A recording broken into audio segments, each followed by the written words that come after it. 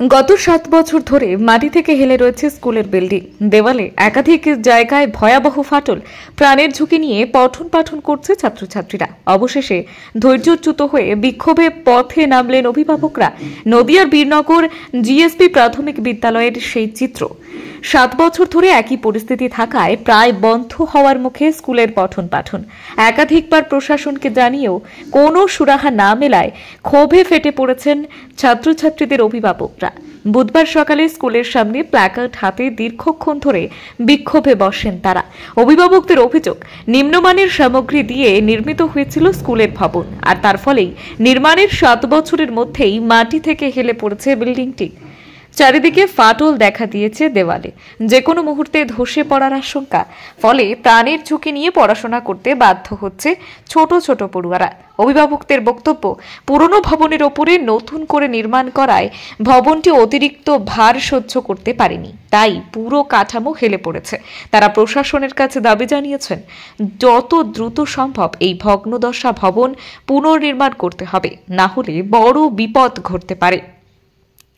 প্রশাসনের তরফে যদিও এই ঘটনায় এখনো পর্যন্ত কোনো সুনির্দিষ্ট পদক্ষেপের খবর মেলেনি। আমার ছেলে শুভ বিশ্বাস ক্লাস 3-তে পড়ে। তো আমার ছেলেকে স্কুলে পাঠাতে আমি রীতিমতো ভয় পাচ্ছি, কারণ এই স্কুলে ফাটল ধরেছে। এই স্কুলের দেওয়া হাই স্কুলের গায়ের সঙ্গে আছে, ওটা মানে কিছু মানে ভয়, রীতিমতো আমরা ভয়ই পাচ্ছি কখন ভেঙে পড়বে। তো এটা যদি ব্যবস্থা নেওয়া যায় সেজন্য আমরা চেষ্টা করছি। আন্দোলন করেছিলেন? হ্যাঁ, আন্দোলন করেছিলাম। আমরা কৃষ্ণনগর গিয়েছিলাম, বর্ণ পরিচয় ভবনে গিয়েছিলাম। ওখান থেকে বলেছিল সাজেশন দেবে, কিন্তু তারপরে আর কিছু শুনার হয়নি। কি চাইছেন এখন?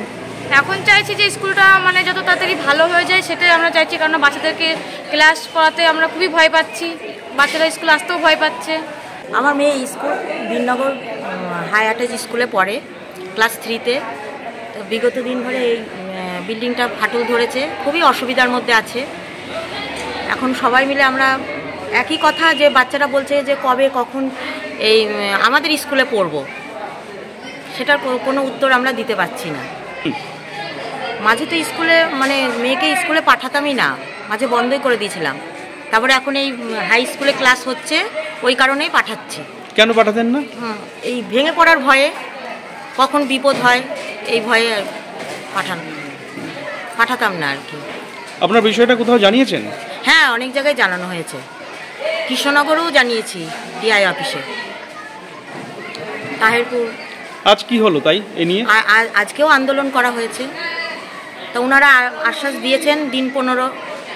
এখন যদি না হয় তাহলে এর থেকে আরও বড় আন্দোলন করার সবাই মানে এটাতে উৎসাহ দিচ্ছে আর কি, বাচ্চার গার্জেনরা আর কি।